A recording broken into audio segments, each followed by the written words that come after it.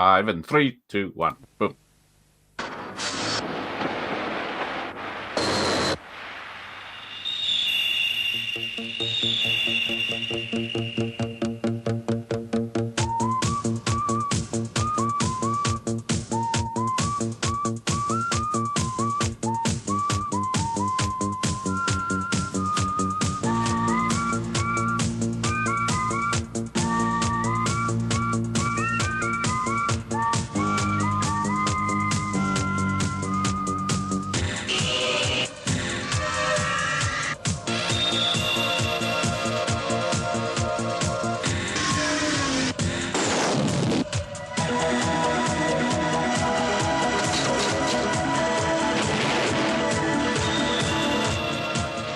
Buckaroo, President's on line 1, calling about is everything okay with the alien spacecraft from Planet 10, or should he just go ahead and destroy Russia?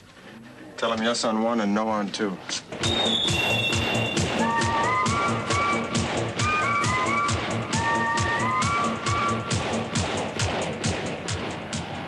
Which was yes, to destroy Russia, or number 2? Oh, wicked. Hi, And I Gareth. wonder why it bombed with that trailer.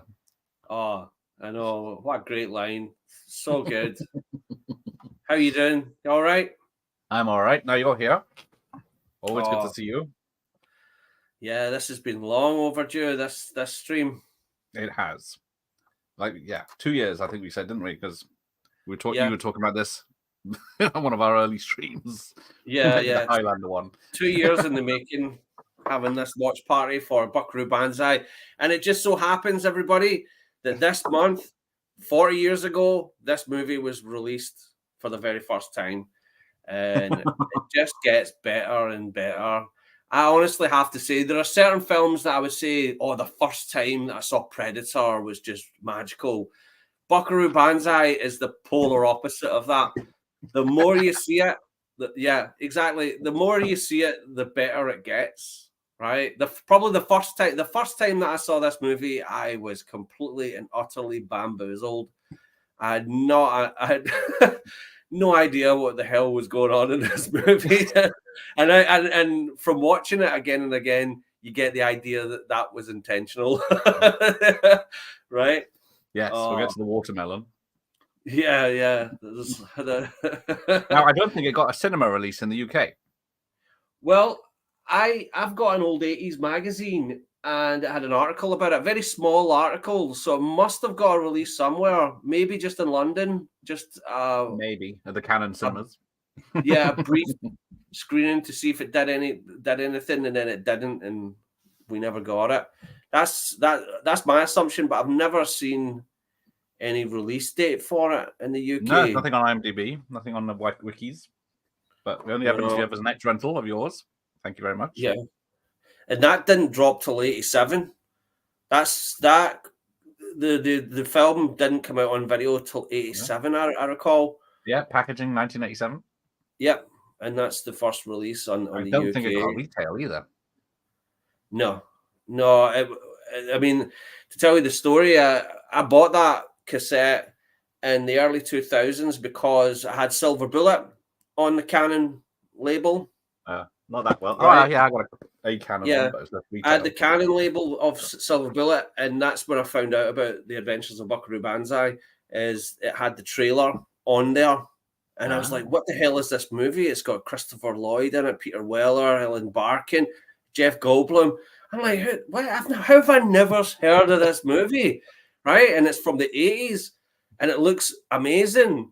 And I was hunting everywhere, couldn't find it anywhere. But they used to have this article in the back pages of Empire where you could dial a telephone number and ask them for a rare tape. Have you got this one? And Buckaroo Banzai, and it was something like £25 in 2002. And I got that and The Last Dragon as well, which was really hard to get in this country, and it wasn't very popular either. And they were both. They both blew me away, right? But Buckaroo Banzai not in the first watch, but after a couple of watches, it started to really grow on me. And but Last Dragon, straight out the gate, that was just fantastic. So that's my story about Buckaroo Banzai. It was Silver Bullet, the trailer on Silver Bullet. I think I saw it when it came out on VHS, and I didn't like it or didn't understand it because I was about 12, 13 or whatever. Yeah, see, it wasn't the sci-fi action film I wanted. The ironic thing was, right, that was 2002 that I bought that cassette, and then about 6 months later, 2003, it was out on DVD. I went into HMV one day, and there it was sitting there. I was like, what the? I had to buy it, though. I had to buy the DVD. And do you know what? I enjoyed it even more. It does benefit from being in widescreen as opposed to the... Yeah, there's parts in it on the cassette that made it more confusing, like when Lizardo has his flashback and he's got that electric shit on his face, right? I didn't realize that was a flashback. I think because it was all zoomed in, it didn't really, and the sound quality wasn't quite there. It didn't make it apparent that was a flashback. And I was like, what the hell is going on? Absolutely tremendous. But let's have a look at the chat. Andy's here. Greetings, tasty viewers. Good evening, Andy. Good evening, friends. Best trailer of all time. It's got a bloody earworm. That song is not going to leave my ears for a week, or at least. That the one that's on Silver Bullet was different. It had the guitar part, the rock concert mixed in with it as well. It used a lot of like fast editing, and it really made it seem spectacular. And it doesn't lie. Thought I was going to be late for watching the trailers. The Indiana joke in the Great Circle. Yes. Oh, it wasn't. It wasn't a joke. It was just a spelling mistake. Oh, what? Oh, dear. I don't know what's that. I bought it for 10p. You didn't watch 10p? Oh, my goodness. That poor charity shop. Yeah. Second-hand shop. Francis, the first time I saw this was on DVD when it came out. I imported it because of the awesome trailer. I was baffled at first too, but it does get more awesome. Yeah, I think I saw it. There's so many little nuggets of amazingness in this film. It's just bursting with like greatness. Yes, I don't want to spoil the surprise for Jeff Goldblum.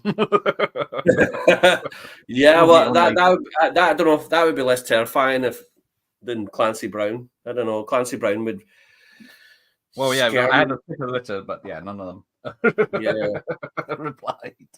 Oh, we got was it Peter Weller, John Lithgow, Ellen Barkin, Jeff Goldblum, Christopher Lloyd, and many, many others. Yeah, Jonathan Banks, Dan Hedaya. It just oh yes, the dude from Beverly Hills Cop, what's his name, shows up on it as well. Oh, John Ashton, yeah, he's the engineer. Yeah, he plays like a cop in this, doesn't he? Just like, and yeah, Ronald Lacey from Raiders of the Lost Ark. I didn't realize he was in this. Yeah. Nor did I. He's the president. The president with a broken back is Ronald Lacey from Raiders of the Lost Ark. An Orson Welles impression. Yeah, what the hell? I did contact director W.D. Richter, but he's not available for interviews. Oh. So, and then Earl Mack? Yeah, Mark Roush. That is not contactable by any means. I haven't found any information on the sod, so there we go. Oh, no. Don't expect anyone to appear. Although Alex Hyde-White will be on next week, probably. Oh, excellent. For a proper chat. Have you read his book yet? Yes. You have? I heard his book. Oh, you got the audiobook of it? Awesome. Did he read it? Yeah. Oh, nice. It's very good. 4K steelbook of The Last Dragon.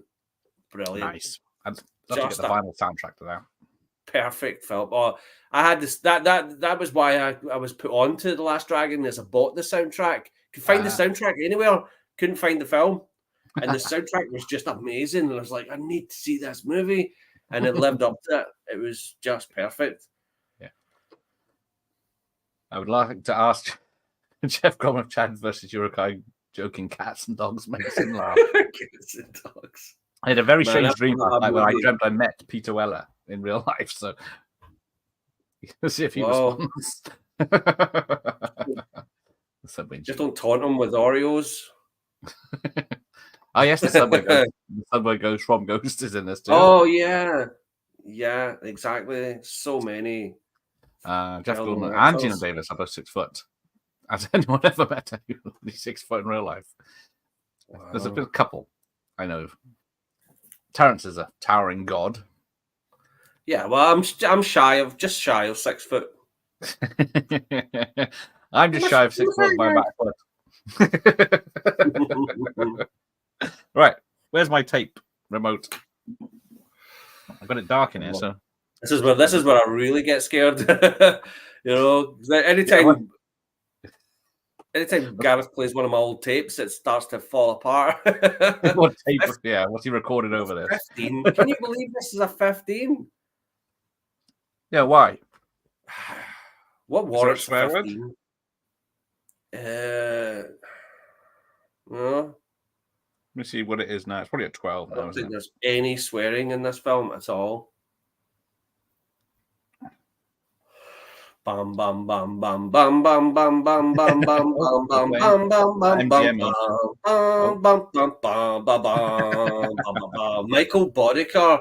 You looked up his career, Michael Boddicker, the composer. No. Holy Moses! He's done soundtracks upon soundtracks, mostly just doing synthesizer parts here and there. Yeah, And maybe I did see it. Synthesizer part here and there. Like you yeah, say. and he done tons of work for Michael Jackson. Right, he's on Thriller. He's on Off the Wall. He's huge. Right, But I love his score to this film. It's never been released. I'm surprised even now. Yeah, there we go. There we go. Oh. What's that? No, I just paused it because I'm behind. And I can't be bothered to skip mine. So Buckaroo Banzai was born an American mother to the Japanese father. That's why he's got 2 different names.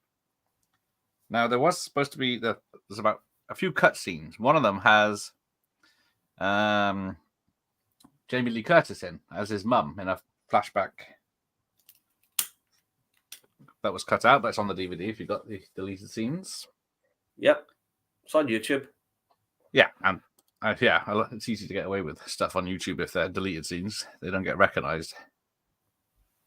But it's from the director of was it Invasion of the Body Snatchers from 1978 or whatever it is. That's yeah, why he wrote the screenplay. Invasion of the Body Snatchers, W. director. He also went on to write Big Trouble in Little China as well. That's Backley Rauch, isn't it? Or is it both of them? No, L. Mark Rauch wrote New York, New York for Martin Scorsese, which is just like baffling, right? But this was his baby. Can't be the same guy.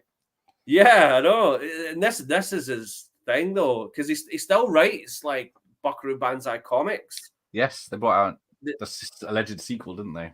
On comic form. Yeah, they published a comic of the Buckaroo Banzai versus the World Crime League, which I've not read. I've not read any other, but I've only ever seen the film and read some snippets here and there about some of the mythology of the character. Because he's a doesn't say was he a jet surgeon, neurosurgeon, jet car designer, driver, rock musician, and particle physicist. So yes, put that in your pipe and smoke it. I know he's not slouch. But yeah, that old card is definitely always some. Yeah. Oh, Andy's been enjoying my West Wales video shop series. I'm wondering, did anyone in real life influence the video shop? Lots of different people, just like in Highlander, lots of different places. Amalgamation of every Welsh person I've ever known. Laugh Dragon make a date double with Purple Rain. Both the same. Oh, the same year. Where they have great soundtracks. And Tamak always reminded me of our Prince a little bit. That is true. Oh, still looks great. Have you seen Tamak these days? The guy looks great. Although I only found out today that the actor that played his brother, Leo O'Brien, that he died mysteriously, like about 10 years ago. He was only like 42 or something like that. Oh, that's a shame. But yeah, this is a 12 now. For some reason, doesn't say why. Well, still, it should be a PG, for goodness sake. Maybe right. There's one off word or something. So what's going on in this film then? Right. Right. He's just done brain surgery with Jeff Goldblum there, and he's asked him if he can sing. So he's basically recruiting him as a singer for his band. Which I can't sing, but I can dance. Which leads to the reason why his character New Jersey, Jeff Goldblum's character, shows up dressed in full cowboy regalia.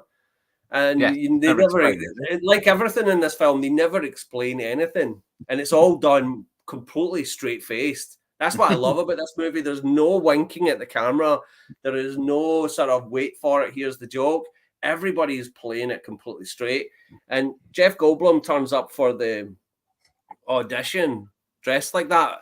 And the reason is he thinks it's a country and western band because his name's Buckaroo. They never explain any of this. No, it's never explained. I always wondered why he does.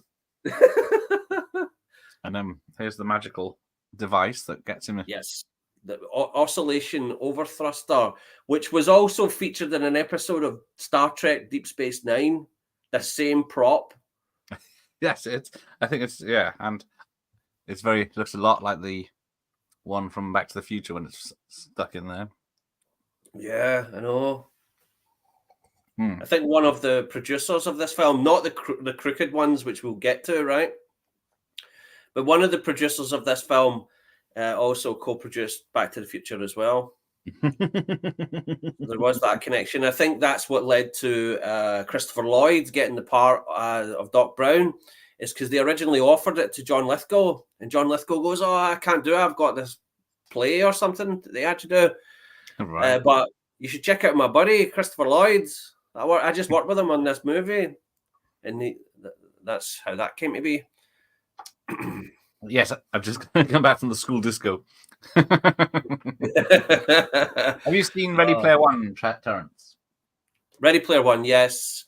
That's why I didn't buy that. Like, I even said that to Curly Girl one time. That I went, I didn't believe that film because he said, "Oh, he was into Buckaroo Banzai," and the girl instantly knew what Buckaroo Banzai was. And right away, Curly Girl went, "What's Buckaroo Banzai?" And I was like, "Exactly." Right? Exactly. I didn't even notice until he said who it was, because I didn't recognize the dress, the way he was doing it. Me either. Because he looks more like Pee Wee Herman in parts of this, does he not? Yes. Especially at the end when he's got the bow tie and the grey suit. Yeah. And it's got the great Robert Ito from Quincy in this. Terrific. Oh. Now, who played Boddicker in RoboCop? Kurtwood Smith. Isn't he in this? No. Or I'm merging films I watched the other night. I don't think there's any RoboCop connection. No, I must have been watching. Apart from Peter Weller, yeah. Besides Peter Weller, of course. No, I must have been watching because I watched Biggles, this, and something else, all three in a row. So they all merged into one by the end. Oh, nice. That's actually quite a good set of movies. Oh, I've not seen Biggles in ages. I've got it to watch though. I've been meaning to rewatch it. Of course, the ideal situation would be, I did email the director, but he hasn't replied. But Biggles, but I'd like to get Alex and Biggles himself on a live stream together. Yeah, to discuss it. But we'll see. Oh, there he is, Perfect Tommy. Why is he called Perfect Tommy? Because he's perfect. Apparently, every single scene that he appears, he's got a different costume. I don't know if was that on purpose or was that just because of the filming? Because they didn't have a proper wardrobe department on this. They just raided lots of stores in Los Angeles. They just went around and bought some of the most fashionable clothes for these characters. I've been meaning to get the Buckaroo Banzai books. They seem to be easy to get now. I bet they are, yes. Yeah, me too. There's many stories that they had for this. I think now that 40 years has passed, it's okay to kind of delve a bit deeper into it. But I just love the way that it just drops you right in. It doesn't explain these characters, where they're from, anything about them. No. I I think the most hilarious aspect is the Ellen Barkin's character, Penny Priddy, and how she's like the doppelganger for Buckaroo Banzai's dead girlfriend that apparently has been murdered by his arch nemesis, Hanoi Shan, who was edited out of this film. There was mentions of him throughout the movie, including the intro sequence. Yes. Where it's the Super 8 film. He was edited out. And the thing is, it makes you think of those moments where if you're watching a soap opera like Dallas and Bobby Ewan dies, but then they magically bring him back because of popular demand.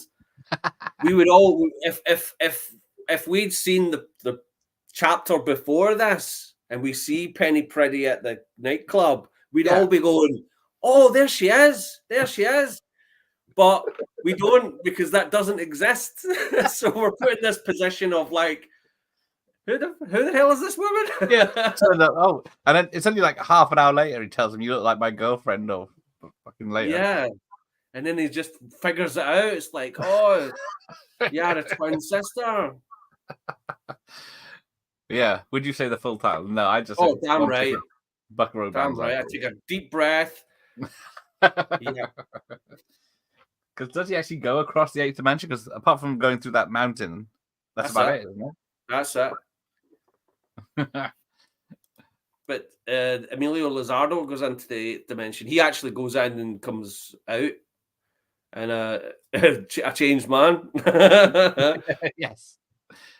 Yeah, Peter Weller. He's in his 70s now, isn't he? I think so. I haven't seen that Robo doc yet. I keep meaning to. Oh, it's fantastic. So good. I was like, I watched part of it. No, I just binged the whole thing. It's all on Tubi.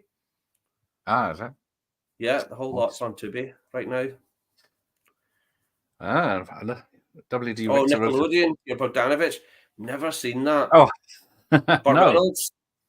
Is it? Bloody hell. I remember seeing a Thorny Am I release of it a long time ago. I never picked it up. I should have. I think it was quite pricey at the time, and I was like, Yeah. There's a film of his that I like that he directed after this in the 90s. It's called Late for Dinner. Right. That's a decent. It's you remember Forever Young with Mel Gibson? It's kind of like that, except better. It's better than that film. But it came out. It was like when Forever Young came out. That was kind of like the straight to video equivalent. That you felt like was cashing in on it, but it actually transpires that it's better. Oh, I love this. I love this when he does a little Beach Boys quote here. I feel so broke up. I wants to go home. Right? This is John Lithgow's favorite part of his. Yeah, he loves. And he based the accent on his a tailor, an Italian tailor. That's right. It was a chap named Roberto Terminelli, John Lithgow's dialect, who got credit at the end of the film as his dialect coach. Because what he did was he got the guy to read all of his lines into a tape recorder, and he just repeated it in that style. Yeah, there's the flashback. Yeah, so I was confused by this. I was like, what? Yeah, apart from having darker hair, he's not aged much. And this is what the 30s. Yeah, because Robert is supposed to be old man in it, and this is where he's young. Maybe being possessed by a red lectroid keeps you young. Yeah, who knows?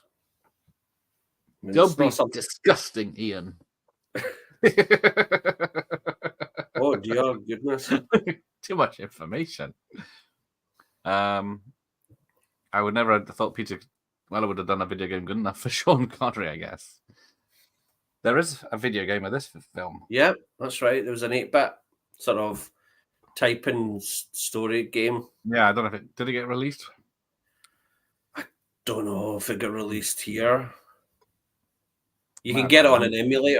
You can got get it like on a Commodore 64 emulator with it on it. Clickety-click. I can't imagine once it's on Panascan. It must be a totally different experience. Yeah, it really is. It's quite a widescreen film, so it's very noticeable when things are off screen. Yeah, you probably can't even make out the watermelon. Probably missed Hello, Richard. Hello, the Professor. legend of the Greetings and watermelon. Hey, salutations. Professor, good to see you. It's a strange mix of storylines that sort of worked. Yes. Oh, the more you see it, the more you dig it. That's the thing. It's not great on its first watch. See, I find it very similar to Howard the Duck. You think? Yeah, that sort of humor. This is very straight faced, though. That's what I mean. It's just these actors are playing it straight. I know Lithgow is probably the only guy that's really going OTT here, but the rest of them are like. I mean, Jeff Goldblum looks completely lost. He doesn't know what's going on, right? And we've got Jonathan. He just slammed those two guys together, but missed their heads. And they touched shoulders, and that was about it. The 4K Blu-rays are region free, so you can order them from anywhere on the planet, and they play just fine. That is nice, isn't it? I don't know why it's taken so long to do that. To finally do that after decades. Always great to see Dennis Bubbles. Oh. Fuck. Piss off, Professor. He was Queen of the Netherlands. Yeah. Oh, Jonathan Banks from Breaking Bad. Yes. Imagine what it was. Someone's a fan. Banzai. Opposite of the obvious gender parody like Spaceballs. It's been some time since I rented this film out. Canon rolled out the video shop posters for this film. Yeah, I remember the posters in the shop, but I never. No, it looked right at my eyes. Passed me by somehow, and I don't know how. I really don't know how it passed me by. Yeah, maybe it came and went. But see, I've been reading a bit about the producer of this film, and it's never really dawned on me to look him up before. But yeah, it was apparently David Begelman. He was a real crook. Like even in the 70s, he was an executive at Columbia. Yeah. And he was forging checks. And the IRS got a hold of, Cliff Robertson, that actor. Oh yes, Uncle Ben from Spider-Man. Uncle Ben. Yeah, he. I love this. I love that the cinematography in this scene, because this is a different cinematographer from who's actually credited on the film. That did this scene. The Blade Runner one. Yeah, but before I talk about him, right? So this producer, he was forging checks in other people's names, and Cliff Robertson got contacted by the IRS, and he was like, I never got this money that's on this check that was sent to me or whatever. He never got the money. So the guy was doing that all over the place, and it got to the point where he'd like embezzled like $65,000 and in the 70s while working for Columbia, and they kept a lid on it. Columbia did not talk about this. They got rid of him, but they kept it under wraps. But Cliff Robertson spoke up about it, and he got blacklisted. Apparently, that's why he wasn't a busy actor in the 80s, was because of this. And then he went into business with this other dude, and they start with Sherwood Productions. Ah, yes. Who are the producers of this movie. They also did War Games and other films. And apparently, according to Peter Weller, the guy was like inflating the budgets for this. Yes. And it really shows. I mean, you've got bubble wrap being used as goggles in this film, right? Which is funny. It works. It makes sense because it's a silly, weird film. But there's no way this cost $17 million in 1984 or thereabouts, $17 million. Yeah. No. It had some stiff competition that year. If I can find my list, there it is. Let's see where it came in the worldwide grosses. Oh, no. It brought 6 million in or something at the most. Spoilers. Is it in the top 100? Yeah, it'll be in there. No. Not even in the top 100 for 84. 101. 101. Right before Firstborn. Oh, Sheena was 104. Ah. And after Razor's Edge, Swing Shift, and Runaway with Tom Selleck. So Runaway did better than Just the about. Buckaroo. Oh, Just by a few 100,000. this is great. See, do you know what's the stupid thing in this scene, right? Is he stops the whole gag, right? Because is someone crying? Is someone crying? Right? And it's like, how the fuck does he hear that shit, right? It's hilarious. But see the record that he's playing with the band? That's Rocket 88. Yes. Which is a rock and roll classic. It's heralded as the first rock and roll records of ever. Uh-huh. Right? Ike Turner played on it. Yes, Apparently. I did. Yeah. Allegedly. Which is funny because the rocket car, Rocket 88. Yeah. It's all linked. But yes. Napoleon Dynamite does play like this. And then was it Steve Zissou is at the ending and the style of that, an ensemble cast of weirdos, and they all walk towards camera dancing to music at the end. Happens as well. Oh, Andy was supposed to do his homework, but he's on detention now because his mate didn't want us to watch this. Oh, sponged up too much VAT 69 of that line. At one point, or a remake, I don't know. Yeah. Films that does come around every so often when people see it. Oh, it's cult status, must be right for a remake, and then they learn they probably won't make any money from it. Yeah. It's just going to be like, oh, we didn't expect that to flop. but I think there's rights issues with this movie. I think there's there's people fighting over it. Well, yeah, mine had MGM on the Blu-ray copy here. Yeah, because I think all the Sherwood productions went to MGM. Mm-hmm. But I think it's the rights to the characters that's probably a little bit sketchy. Yeah. So, yes. Producers, the Acolyte, anyone? Yeah. See, speaking of the cinematography. Oh, yes. Right? Let's go back to that before I carry on. See the dude that it was a guy called Jordan Cronenweth, right? Yes. Who was the cinematographer for Blade Runner and Altered States. And you could tell that the nightclub scene, every band should carry pistols, definitely. Which is kind of, why is Buckaroo Banzai's band so jumpy? And I think it's because of Hanoi Shan, right? Because they keep mentioning this super villain all the time that gets edited out of this film, but in the original screenplay, in the original sort of first cut of it, he was in it. So that would make sense that they're all kind of like, because otherwise they're just panicking. There's a gun going off. Because I always thought that's weird. Why's the drummer got a fucking pistol, right? Anyway, so Jordan Cronenweth, he only did a few scenes in this film, and apparently you can tell because the cinematographer that took over, Fred J. Korenkamp, who got full credit in the credits. He did The Champ and Patton, films like that. He makes everything look so flat. Yeah, it's very kind of and just overly lit, just like a TV show. And he had a lot of credits on television programs, and I think it hinders the movie because apparently D.W. Richter or W.D. Richter, getting mixed up with D.W. Griffith, right? Is that he wanted it to have a very stylish look about it, like Diva, the French film that came out a couple of years prior.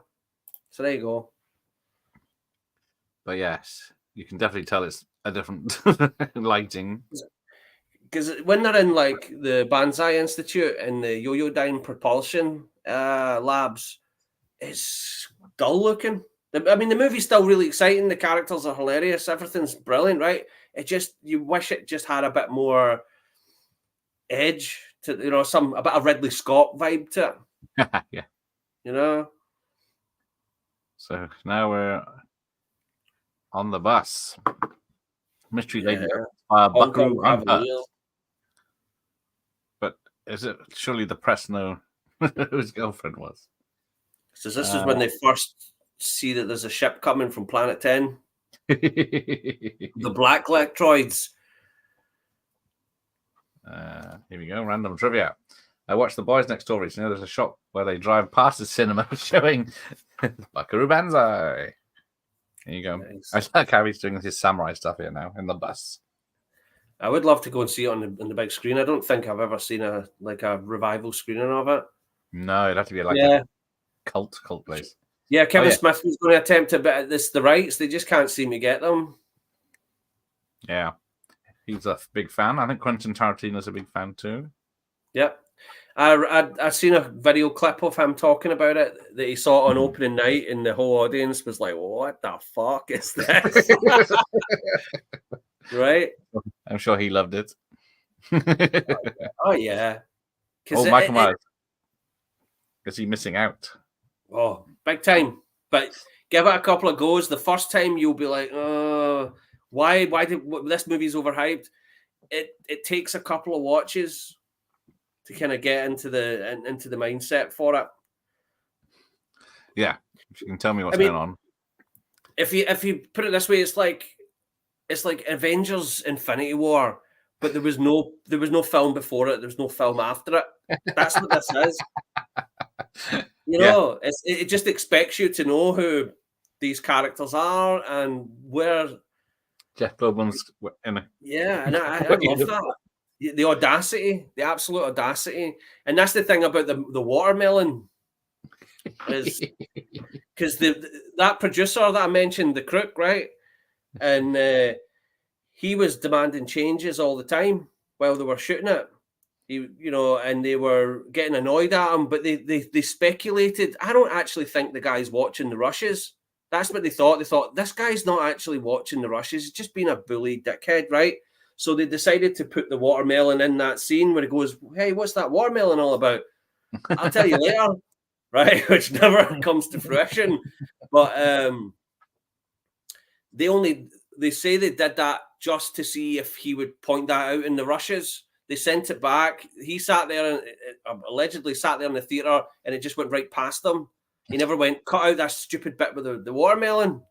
So then that's when they knew. They were like, we can get away with anything now. They left the watermelon scene in. Yeah. They left the watermelon in. And apparently someone said at a fan convention, I don't know who, that the purpose of the watermelon is Buckaroo Banzai is trying to cure world hunger. He's making a watermelon that you can drop from an airplane that doesn't break and smash everywhere, but you can still cut it with a knife so that you can end world hunger. So it's an experiment that he's doing. I read that somewhere, whether that's true or not, but it's a fun idea. Yep, that's about true as it ever gets. What's this? Excellent. Drunk as hell, no idea what's happening, and then sort of sober, and then still no idea what's going on. Why Ellen Barkin is? Well, yeah. Smoking hot in this. Yes, but you have to watch it more than once. There you go. See, Francis agreeing with you.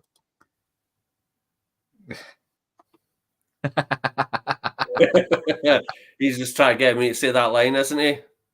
Losers always win about the best. Winners go home and fuck the prom queen. That's it, isn't it? So Sean is still with us. Can't cut a man's balls off with a pair of clippers. There you go. A Blade Runner style of lightning. Yes, see parts of it. Yeah. Anyway. Some of the scenes, and it's noticeable.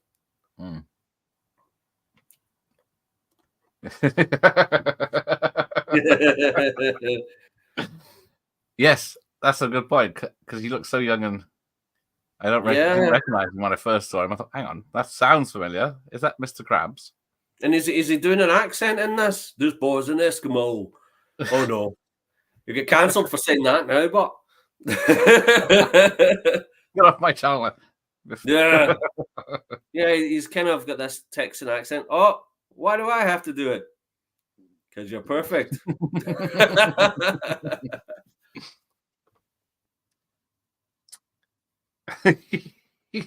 Yeah. With the young That is true. wings. The poster is, even this poster is a bit iffy of who's in it. Yeah, wouldn't say that too John well. Lithgow looks a bit crooked on there, doesn't he? The drawing of him. Yeah. I don't think The they guy kind of with the got kid him with the right. machine gun. Yeah, give the kid. That's what gives you a 15. Give the kid a machine gun on the box. Yes. I'm not sure. No, I can't. Because I seen an old photo play and it was in it. They didn't put an ad in it. It was just an article where someone was talking about it. So I wasn't sure if it was getting a theatrical run here. Must have been a London, couple of days in London, then out you go. Yeah, let me remove. Some of these effects are great though. See the Black Lectroid ship looks terrific. It does. Even Yeah. on the VHS, it looks cool. Now, we still don't know what they want or where they come from or what they're doing, but... Well, they're from Planet 10. But what I think it is that the Black Lectroids have imprisoned the Red Lectroids in the 8th dimension, right? And Emilio Lizardo broke them out of there. And they've been hiding out in Yo-Yo-Dyne propulsion ever since. And then Buckaroo Banzai is causing trouble there now as well. He's got the ability to release all the Red Lectroids. So they're going to go to war with the Earth by starting a war with Russia and America because they're letting the Red Lectroids out. So I'm kind of thinking, even though the Black Lectroids are framed as the good guys in this movie, and for some reason they're Jamaicans, right? Yes. Which never explained. And they're all called John. The Black Lectroids and the Red Lectroids, they're all called John, just like John Smallberries, John Parrott, right? And I don't know if they're actually the good guys, or maybe there is no good guys between them. It's just a typical kind of East versus West type of thing that's going on with them and Planet 10. Oh, Clancy was in Bad Boys with Sean Penn before this movie, and even though I knew he was going to have a long career, yes. Yeah, he's great. He is great. The Kurgan is one of my favourite screen villains. Yeah, which says he didn't get any money for, and he had to pay for his own ticket to go to the premiere. For what? Buckaroo Banzai? Highlander. Oh, Highlander? Christ. But so a lot of people know him from Highlander. Oh, I think, died pretty quick, yes.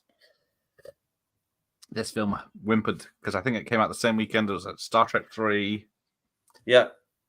Was it Ghostbusters? And then yeah, there was a few other. Dreamscape as well. It was around about the same time. Because I've seen the Siskel and Ebert episode, and Dreamscape's on there. But yeah, does anything happen with this thing he brought back through the mountain? Well, you never see it again. I thought it would be something, grow into something.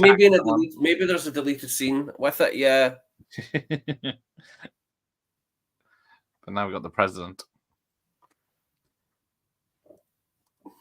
The 84 Olympics. Might have been just the September 10th, isn't it? So I don't know. Yeah, you also had V on the television at the same time, right? Just 84 is just a science fiction fantasy goldmine. That whole year is just like I was saying to Gareth before we went live. If we had a 10th in Hollywood, right? If we had a 10th of what came out there in terms of quality now, we'd be laughing. We'd be laughing. Yeah, the year we had Breaking and Breaking 2. So he gets this electrical shock because it's a phone call from the president, but it's not. It's the Black Lectroids. And right away, he can see the Red Lectroids around him, like John Nada and They Live, right? It's very much that, yes. And he's written a mathematical problem on his hand, and instantly he says they're evil, pure and simple from the 8th dimension. So he's already been told that these guys are evil, right? So in a way, he's kind of Buckaroo Banzai is kind of a pawn in their game, right? You know, he's just evil. There they are. Get them. So this was the year of Ghostbusters, I guess, sci-fi, Star Trek 3, 2010, Terminator, And Flash, Nightmare on Elm Dune, Street, Starman, Last Beverly Hills Starfighter, Cop. Christ, just. What you mean fantasy Women in movies? Red, Missing Women in in Red. Action, Top Secret, Hot Dog the movie, Neverending Story, Angel, Firestarter, Beat Street, Breaking 2, Children of the Corn, Night of the Comet, Supergirl, Breaking 1. Fucking Ninja 3, The Domination. Jesus. So many great movies. There's about honestly. 200 films I can read out. And now they can't even make a Crow movie worth a shit. Do you know what I mean? Right? They really can't. It's just boring as fuck. There you go. Your description sounds like the blue meanies. Blue meanies. They mean the red Lectroids and the black Lectroids. I know. It's West Side Story with aliens. Oh, yes. Clancy Brannon's Pet Cemetery 2, isn't he? Yeah. Dreamscape. Yeah. I do like Dreamscape, but yeah, it didn't do well. It was just such a crowded year. I mean, the thing is, if you had a film of the quality of Dreamscape out now, that would fucking clean up. Seriously. Yeah, it's a great film, that one. MacGuffin, the movie. Yes, it has pre-Freddy in it. I remember it was one of those cliffhangers when the baby's born, and it's one. Is it one's good and one's an alien? You need to get him on here. You need to get Kenneth Johnson on here before he carks it. The guy's a legend. Right. And the thing is, you'll ask him one question, right? And he'll just talk for Britain. Seriously. The guy doesn't shut up. Cool. He's like me, but except he's immensely talented. And he knows, he remembers everything. That's the thing. See, when he knows what people's like, he knows what he was doing that day on this and that. Whenever I see interviews or commentaries with him, and he only directed, he directed 2 feature films, which was Short Circuit 2 and Steel with Jackal O'Neill. But his television work is legendary. Steel. Short Circuit 2. Bride of the Incredible Hulk. I don't know that. Secret of Bigfoot. The $6 Million Man. V remake. Barney Woman. Jag. Xenon. Girls of the 21st Century. He directed a TV movie. Alien Nation. Oh, I looked up this big guy before, didn't I? Sherlock Holmes Returns. He directed a TV movie there. Alien Nation. TV. He's a legend. Shadowed Faces, Hot Pursuit, V. He was the main driving force behind the Incredible Hulk TV show and the Bionic Woman as well. Ah, yes, I see it. So it goes, $6 Million Man. He does have a direct email address here. Go for it, man. if you're gonna have Kenneth Johnson on, I'll just honestly, you're a legend. He's one of my heroes. Honestly, I think he's one of the greatest. Okay. Gremlins. Yeah. So so much diversity. Yeah, because the top 10 is not just what you expect from an 80s. It was the top 10. So you got Beverly Hills Cop at 1, Ghostbusters at 2, Temple of Doom at 3, Gremlins at 4, Karate Kid at 5, Police Academy 6, Footloose at 7, Romancing the Stone 8, Star Trek 3 at 9, and Splash at 10. So a bit of something for everyone. That's pretty much set the standard of what we've got now in it. It's just escapist, right? Even though you had films like Amadeus that year and stuff like that, they were not touching the top 10. No. It was a very fantasy driven year. Although Purple Rain at 11, Amadeus at 12, and Tightrope at 13. Yeah. Some of this stuff, I like the cinematography here. I'm wondering if this is the other guy that's done this stuff. Does look different, doesn't it? Yeah. Is that J.J. Abrams liked reflection? Yeah, that's that. He's just wet his pants. Dreamscape, it's very weird with the guy turning into a snake head. He counts as called John in this. Yep, that's the. I always think it's funny when he's reading them out. He's like, "This is statistically impossible." We've got John Yahya, John. Cool. Is that me that's gone or Terrence? Let's see if he's just frozen. This is what StreamYard was doing the other night up at Pete's. There you go. It's a lovely freeze frame up here. There you go. Yeah. So I was saying when he's reading out all the different Johns, and then it's like one of them is John Parrott, and I just straight away I think of the snooker player. Snooker player. Yeah. It's just like John Parrott is a red Lectroid from Yo-Yo Dime Propulsion. Yes, Hollywood makes product now, not films. No heart, no soul, just money. Yeah, there's no passion in the making of these things they do now. We need more of these embezzlers. That's what we need. More embezzlers. Right? Producing movies. Yeah, is that one of the guys in the dreams? Oh, Michael Myers like Short Circuit 2 more than the first one. What's the mad rap in it? The mad most locals kick your face, most locals kick your ass, most locals kick your balls into outer space or something like that. I saw it in the theater. Short Circuit 2. I thought it was fine. I saw it in the cinema. Yeah, I remember. Yeah. One of those trips to visit the family. Yeah. When you want to see a white guy dressed up as an Indian guy, except no substitute. Fisher Stevens, right? Yeah, Fisher Stevens, yes. Very good actor. Very convincing. Yeah, I thought he was Indian for the longest. Is it problematic that he was so good that everyone thought he was Indian? More than the guy from Remo and Armed and Agents. I know, that's another one. I know. I was convinced that guy was Korean. Well, yeah. Joel Grey. Jesus. All right. Mr. Johnson. Yeah. And they chose these actors because they already looked like aliens. That was the thing. They thought Christopher Lloyd, Dan Hedaya, the other guy, Vincent, I can't remember his name. They have... And they did actually go to the effort to get them all sort of sculpted for their masks and stuff. Yeah, because they're quite convincing masks because they do fit well. And they move around. It gives them room to actually speak and things like that. It's not just like... Yeah. There's Rusty. Hey, Rusty. Member for 10 months. Very nice. Thank you. Yeah, 4K. Oh, the Arrow's lost the rights. Okay. Yeah, probably nil now then. You think they would do it for the 40th, but hey. Yes. Still got a week. No. Fucking Navy SEALs gets a 4K. I'm like, what? There's no God, right? Looks gorgeous, I'm sure. Yeah. But it's pants. I'm sorry. I've given it more than enough tries to say that, but it is not a good movie. For sure.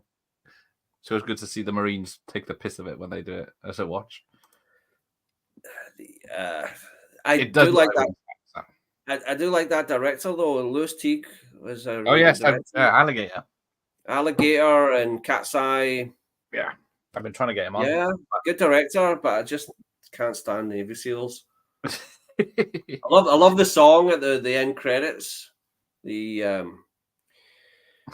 was it Mr. Big Shadows? It's called. It's a good song, good power rock song. Yes. Anyone, if we were watching the 101, I should have put that in the bloody description if there was room. It was just about room to happy anniversary to the 101 most successful film. Yes, Shakedown is or Blue Jean Cop as it's known in the UK. Yeah, Blue Jean Cop. It's okay. Some good stunts in it. Yeah, I did mention that to Peter Weller in my dream last night, and he did know it had a different name in the UK. You just couldn't remember 50-50. That's a Cannon film. Yep. With was it Robert Hayes? Robert Hayes, yeah. There you go. Nice. Shakedown. Oh, there you go. Shout select, Professor. Shake down, take down. That's brilliant. It's like, give me the formula. Just sticks it to his head, right? And it's all done. It's all done completely straight. Yeah, and then there's a flash of lightning, and it's like, Totally imagine. works as well. So yes, if the Terminator was made today, actually we don't need to imagine. Just watch Dark Fate. But yes, this Saturday it's Terminator night and Predator night, and maybe Oh. Commando. That's it's coming out in the theater, isn't it? Yeah, because Terminator just had that anime out, isn't it, on Netflix? Terminator anime on Netflix. Shit, don't know. Yeah. Goldblum is a bit alien-y in a good way. Yeah, of all the people in this, he's acting the normalist. Yeah.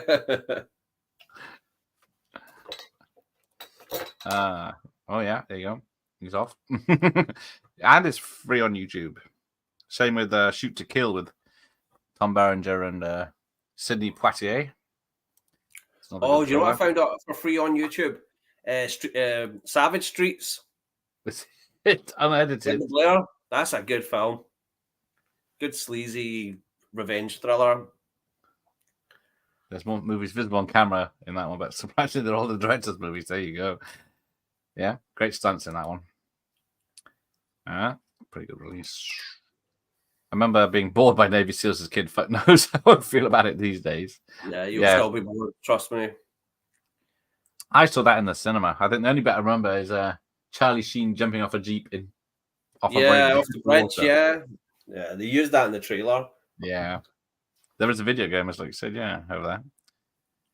And then Right Turn Clyde from Christopher Lloyd. Cat's Eyes theme is very 80s. The movie loses it with the terrible Barrymore troll episode. Yeah, I don't like the troll. Yeah. Must admit. Yeah, that was creepy when I was younger. The little. Oh hell yeah! That still pisses me off. Oh yes, it's a nightmare fuel. That is. Ooh. Oh, the 4K transfer, is that the modern 4K transfer? Yeah, that's what they're fixed by AI, so for your enjoyment. Yeah, there's lots of shooting. The sounds great, but it doesn't somehow. Yeah, it's not really a Rambo action, is it? Yeah, just. Yeah, I should imagine. Yeah. Oh shit! It was cut. Oh well. Yeah, because I didn't watch it. I just saw that it was there and it looked okay. But yeah, they're normally cut. Like there's an hour into it when she thinks, I need to do revenge now. I'll just have a bath and show my tits. Yeah.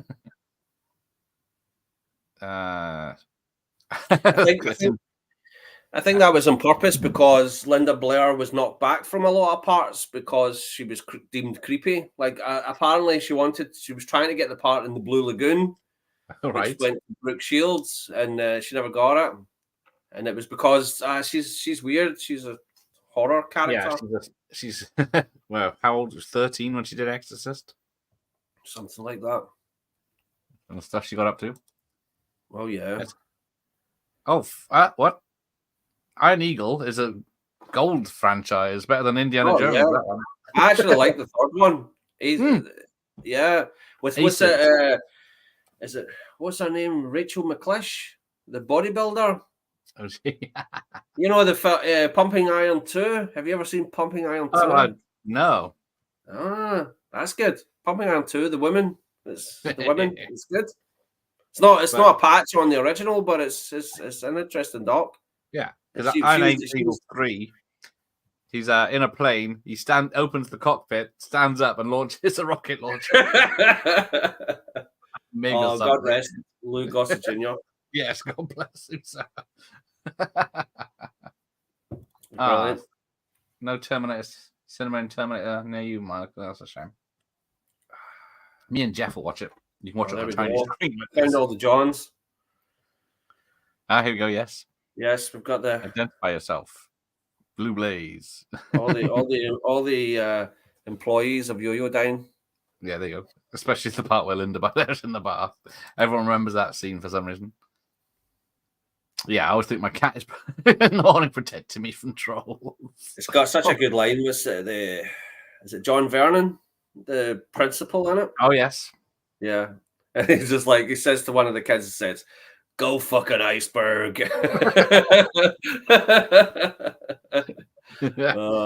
Short Circuit 2 beating was traumatizing. Yeah, I think that's why I haven't watched the films for like 20 years. Hey. No random bear scene on YouTube. Oh, come on. Yeah, Silent Assassins wasn't good. She's advertised on the poster like with a gun next to Flash Gordon and then Sam Jones, and then she's barely in the film. Oh fuck! Who did I interview? The Silent Assassin. I think it was the writer, and yeah, he said it was taken off him and all changed. Hey, take care, Jim. Totally agree, Michael. Yes, it's amazing. Well, Christ, I'm using the word random a lot tonight. I usually don't. Totally. I stand corrected on my dismissive view of sequels to Iron Eagle. I can't remember anything about the fourth one, though. Was there a fourth one? Shit. I think so. It might be one of those TV movies. Linda Blair was quite a good actress early on, but Exorcist 2 seems to be the turning point where it all went wrong. Yeah, and then she only got TNA movies, didn't she? So, straight to, yeah. Was it Caged Heat? Is that one of them? Yeah, that's it. To be honest, Mike, I'm more disappointed no screenings for the new cut Caligula where I live. You dirty old man. You dirty old man. Yeah. It's uncut on YouTube, is it? Well, is it the 90-minute British cut that has all the nudity taken out? Still got the old Betamax. Where it's just like panning and scanning all over the fucking place. I need to do a watch party. Yeah, chest tape. I want because it's going to be the John easiest Parker. edit ever. It's going to use an old $6 million man trick. To go over that Yeah, long. what's going on there? love his suit jacket though. That is cool as Yes. fuck. Oh, it's gone ahead of itself. He's just about to jump the wall now. It is exactly the same stunt, isn't it?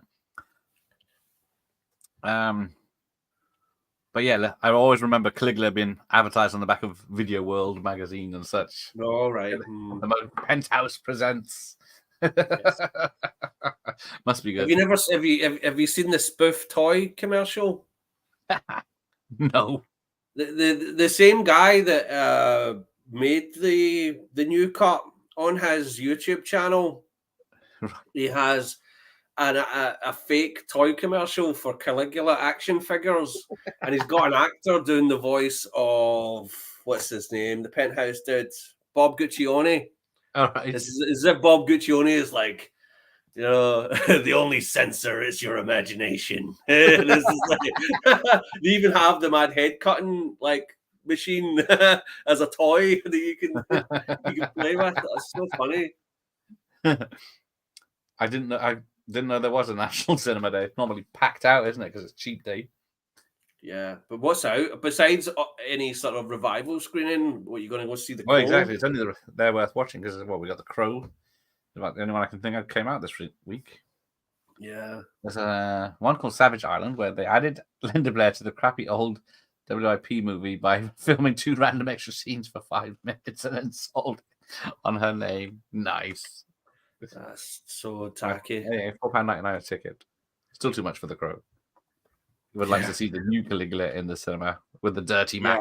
Yeah, I watched the Crow on a download. It was rather pants, and I was really giving it a chance. There is one good scene where he kicks everyone's ass, right? But it's not worth it just for one scene. It's mostly in the trailer, isn't it?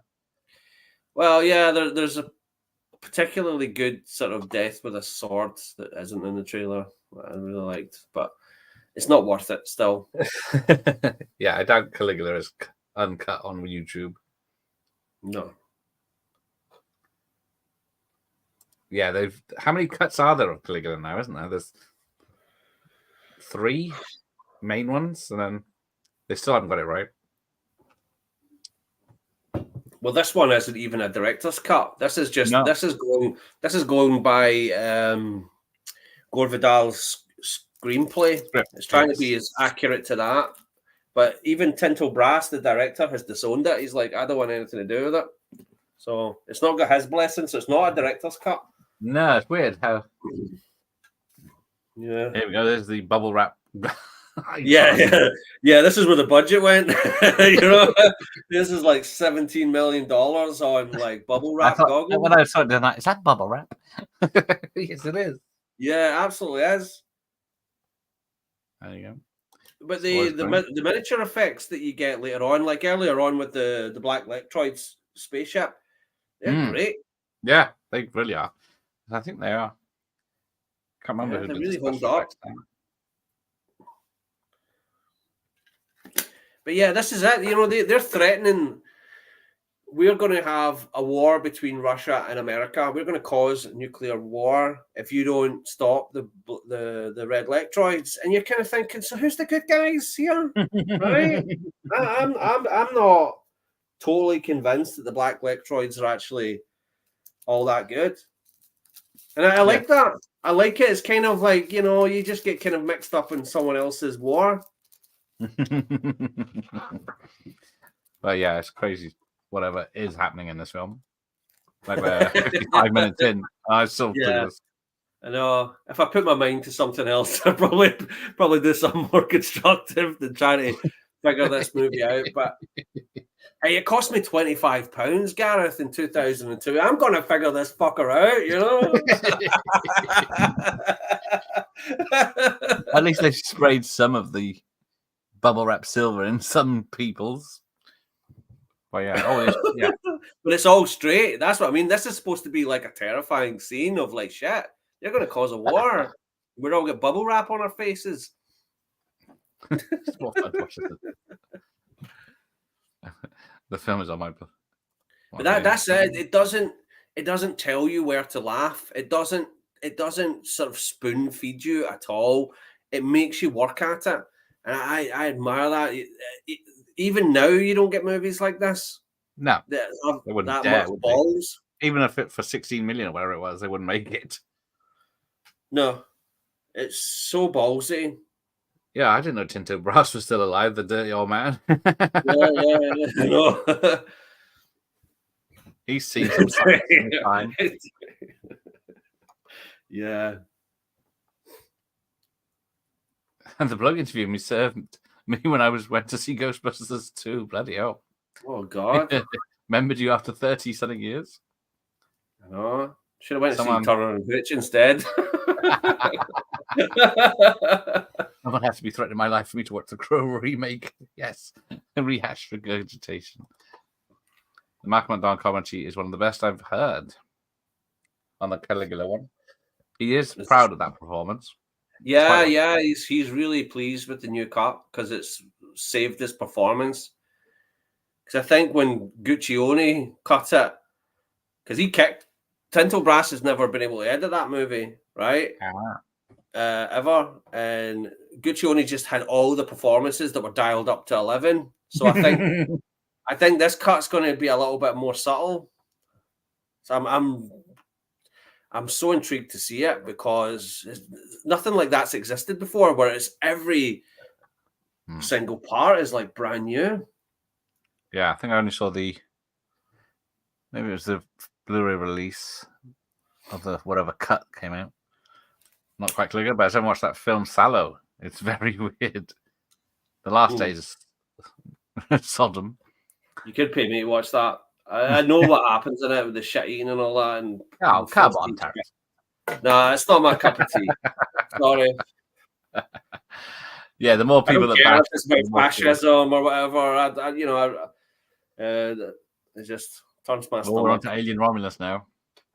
Oh no. I've seen Sallow. It's a rollicking fun experience. Why don't I trust Michael Myers? Yeah. It's a family movie. What did I get in the other day? The Story of O.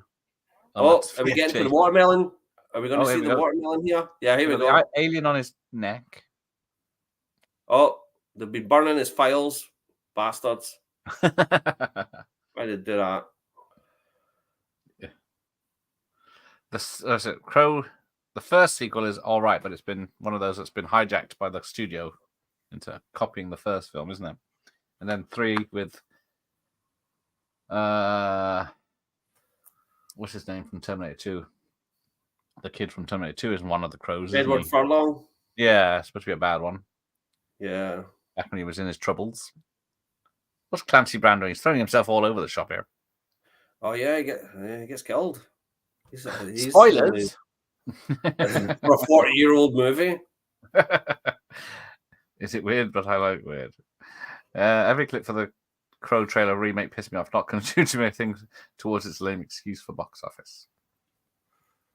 It's modern. But you know, Clancy Brown would have came back in the World Crime League. You'd have a twin brother, right?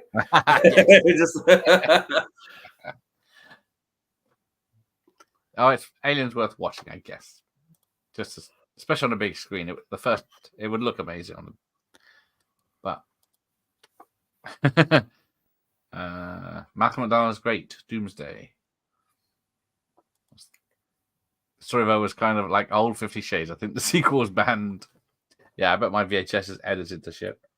Story of O got a sequel? I didn't know it got a sequel. What was it? Story of O2? If I was Prime Minister, I would ban all remakes, reimaginings from here on. We have enough. Only new ideas, please. Trouble is, they say that, and then the studios say, well, we gave you this film, like The Creator, which, it's a rip-off of all sci-fi films. And so you didn't go and watch that, though, did you? And that's new stuff.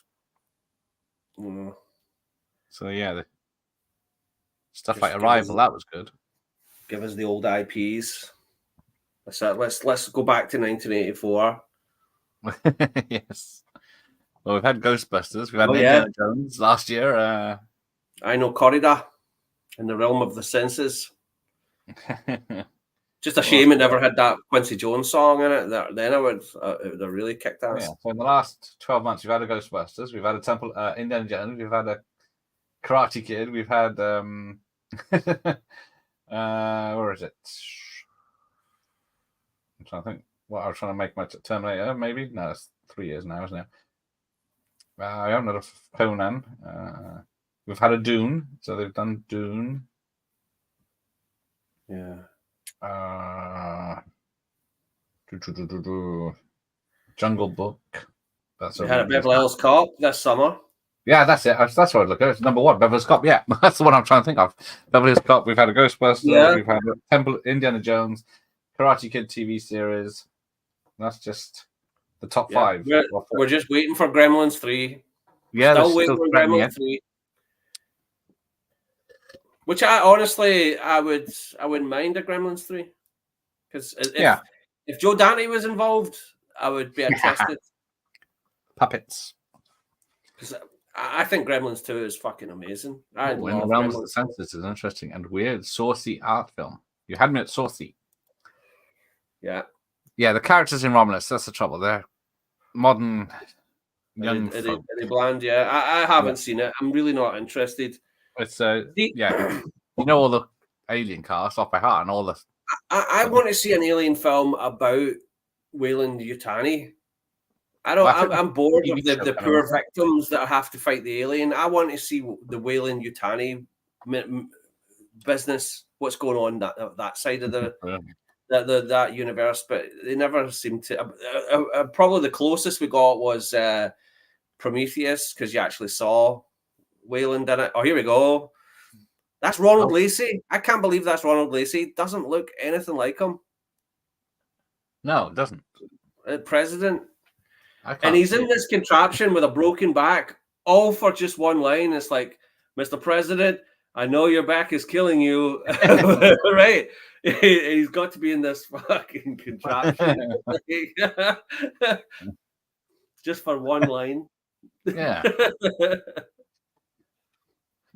Yes, films should be 90 minutes-ish and no CGI. But then we wouldn't have Jurassic Park. Or Terminator 2. So it's fucking depressing as fuck.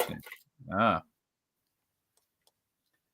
always love how people say they hate remakes, but I always say John Carpenter's The Thing is one of my favorite films. That 80s remakes don't count, like The Blob, The Fly. They did them right. They sure did. Come and see. Yes, I've heard that. I think someone mentioned that for January, and I forgot to get it because it's a Russian film, isn't it?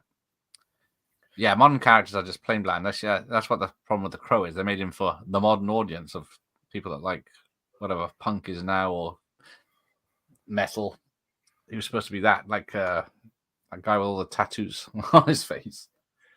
I do like that whenever see Peter Weller talk about Buckaroo Banzai, he gets dressed up for it. He sort Nice. of embodies that character again, wears kind of goofy glasses and stuff. Cool. You know, he's clearly very proud of it. He's very good in this. Have you seen the giant rat film he did before this? Oh yeah, the of Unknown Origin. Yes. Yeah, that is a good movie.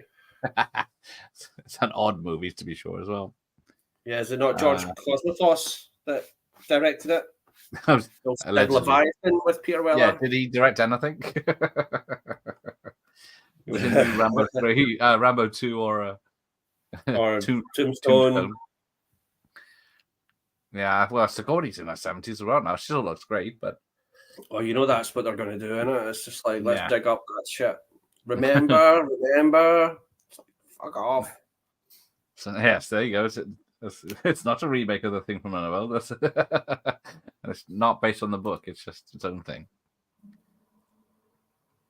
There we go. A lot newer than 95. And it's subtitled on YouTube. I'll come and see it on YouTube. There you go. No excuses now. It's based on a book. The Thing from Another World and The Thing are two different films. They're both inspired by a short story. That's like saying, was it Horror Express is based on the same book, isn't it? But it doesn't have the cool Telly Savalas in it.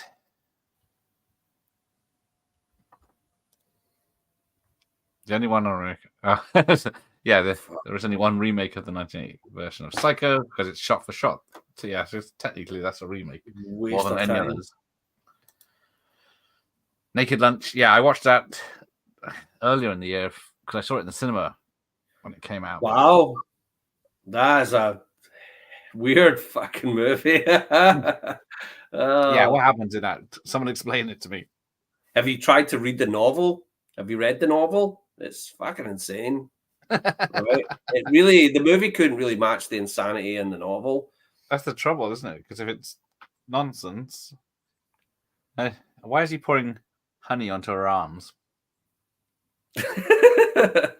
He's a red Lectroid that they're crazy. Although it is Ellen Barkin, so I can't blame him. Yeah, when she was really hot. Yeah, she's really proud of this movie as well, Ellen Barkin.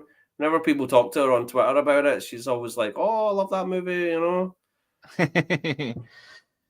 And he's putting ants on her now. That's why the honey.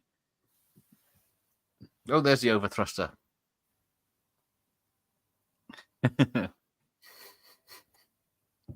John O'Connor. You're right, it's not me. There you go. Talking of The Thing, I can't wait for the PS5 version of The Thing. Is that the computer game? I didn't get very far. I only played it for an hour or so live, didn't I? But if they've remastered it should be cool. Yeah, of Unknown Origin is way better than you think. Because, you think it's going to be like a giant rat monster movie, but it's very not. Yeah, he goes crazy in it, does he not?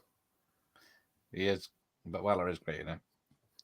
Everyone just thinks RoboCop when they think of him, but because was it Christopher Lloyd did Star Trek 3 and Peter Weller did Into Darkness.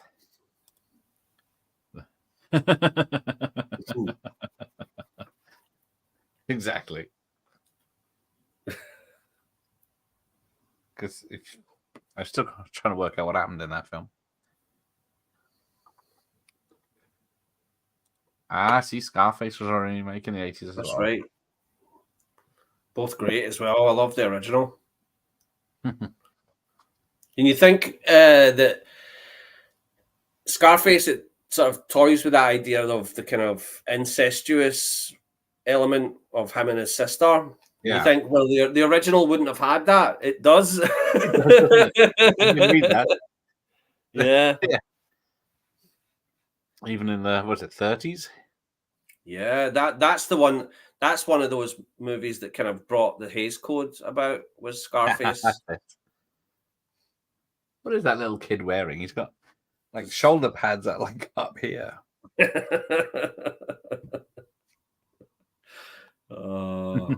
You just know that if the president of the United States was ever to break their back, it would be like, oh, Buckaroo Banzai. But yeah, there's that line, the one I quoted earlier, where it's like, I got enough decorations to snap a Christmas tree. But to tell you the truth, I'm scared. In fact, I'm barely holding my fudge right now. And which is funny, because that's the sort of typical general let's nuke them kind of character that, like, for instance, Robert Loggia's character in Independence Day, right? Yeah. That you would expect this character to be more like that. Yeah. Or Rod Steiger in Mars Attacks, but he's not. He's just like, oh, I'm scared. I can see it now in the actor when it's got red light for some reason. Weird. Oh yeah, Star Wars and Airplane are remakes. I feel like Naked Lunch succeeds because it doesn't try to make sense. It's like watching a dream. It only makes sense while you're dreaming or on drugs. I'll take your advice. Is that Newcastle? Yeah, it is Newcastle Brown Ale. Letting the side down. What's that? Made from gutters. Don't know what that stuff brown ale is made of. Tony wants his sister bad, yeah. Yeah, the spunking time. No, that's not what anyone else saw. That's just what you saw, friends. That just tells us what about you more than it does anything else. I think the Wild Bunch was the first after the Hays Code was abolished, hence total bloodbath. It becomes. Yeah. I love the Wild Bunch. Is amazing. Oh, another one is Peck and Paw. Bring Me the Head of Alfredo Garcia. That's a great fucking movie. Do they still make Watney's Red Barrel? Fuck knows. Don't know that one. Is that a drink? If Trump broke his back, he'd be on the golf course 3 days later. Nobody heals faster than Trump. They've never seen anyone heal a broken back faster. That is true. Hell, as in, look, it's Robert Loggia. Waiting for one of those. Didn't know they even still made the ale. There you go. Oh, it's lovely. From your local. I love Nicky Brown. Nicky Brown and Buckaroo Banzai. I mean, this is living. This is living right here. What day is it? It's Thursday night, so yeah. Yeah. And here's the jet car now. Or is it the Tesla truck? Advertising on it. Yeah. I think Elon Musk wishes he was Buckaroo Banzai, but he's not. See, the thing is, that's what I love about the character himself, is he doesn't have an ego. No. Right? I mean, he obviously has an ego to get shit done, but he has no ego like he's boastful, or he's not Tony Stark. Right? And a good piece of evidence of that is when he does the brain surgery at the beginning with Jeff Goldblum. And then when he meets Jeff Goldblum again, he's like, oh, last time I saw you, you were just in the theater and you went and drove through a mountain. You didn't tell me anything about that. You were going to go and drive through a freaking mountain. That's amazing. And he's just like, it's just another day at the office for Buckaroo Banzai. I like that. I like that about the character. He's very reserved. Yeah. Just gets shit done. Doesn't complain about it. Doesn't go on Twitter. Right? He's a cool motherfucker. Straw Dogs is Michael's favorite. Still not seen that. No, I've never seen it. Wild Ones is a great one. The Wild Ones, yeah. And did he do Dam Busters? Speaking of Convoy. Convoy is getting a 4K of all fucking hell. I mean, that's just. I mean, I don't hate Convoy, but it's of the good old boy trucker movies, it's one of the weaker ones. We got ourselves a convoy. Da, da, da, da, da. Yeah. That got on the charts. Yeah, Not it's wrong rather with dull. convoy. No wrong with Convoy. Yes, that is true. Yeah, he made it for fuck it. I can't do Flash Gordon. I'll make my own. And then we get Star Wars. Yeah. Oh, remake is bad. 12. Oh, that's the Straw Dogs remake. Yeah, for some bloody reason. Yes, it doesn't I feel don't like think it was a job for Peckinpah, that movie. It wasn't something he was really that keen on. I don't think he was very well when he made Convoy as Yeah, it's well. one of those. His alcoholism really got the grip of him. Damn, I think we missed it where Peter Weller breaks character by laughing. Yeah. When he gets the hat on, he's just laughing at John Lithgow's performance. Yeah, it's so OTT. But here's the thing. W.D. Richter said that he didn't shoot enough coverage for this film. That was he had a few regrets about it. One was the cinematographer changing, and they didn't shoot enough coverage. He said he said it was a really difficult film to edit because they didn't have as much coverage as he needed.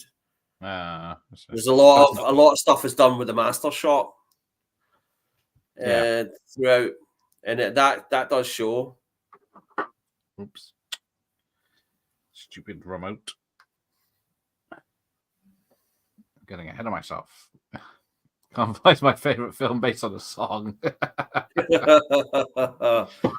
Yeah. Do you think if Lucas got his Flash Gordon, would be as huge as Star Wars is now? Ooh, that's a tricky one. If he'd made Flash Gordon, you never know. But see, you got me thinking of films based on songs. Are there films based on songs? Blue Velvet, Pretty Woman. Yeah, when a man loves a woman. Yeah, Christoph about alcoholism. He is old. That's it. Meg Ryan, drunk off her ass. Yes, she's fun when she's drunk. Oh yes, so Ralph McQuarrie's pictures were very good, weren't they? Yeah, because they did the old legendary retro style, didn't they? Convoy exhausted. Taron needs to apologize immediately. No, I'm good. I'll take Smokey 3 any day. Payback, yeah, the theatrical cut, isn't it? Which is better than the director's cut of Payback. Which is what was that? Point Blank? It was a remake of Point Blank. Yes, that's it. Which had many other versions. That was a weird find. I got that for 25 pence. The original what label? MGM Big Silver. You know, the big silver cover. I got it for 25 pence pre-cert in a charity shop. I put it on eBay and it went for like 50 quid. Nice. I was like, and I had no expectations for that. I was just like, who gives a fuck about Point Blank?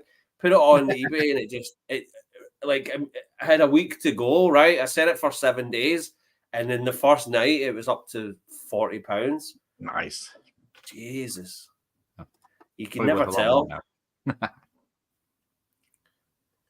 Don't know that one. But yes, he saw 35mm in a working man's club. Oh, cute. It's expecting to be a stag film. I know. It's like, you can't have working men's clubs.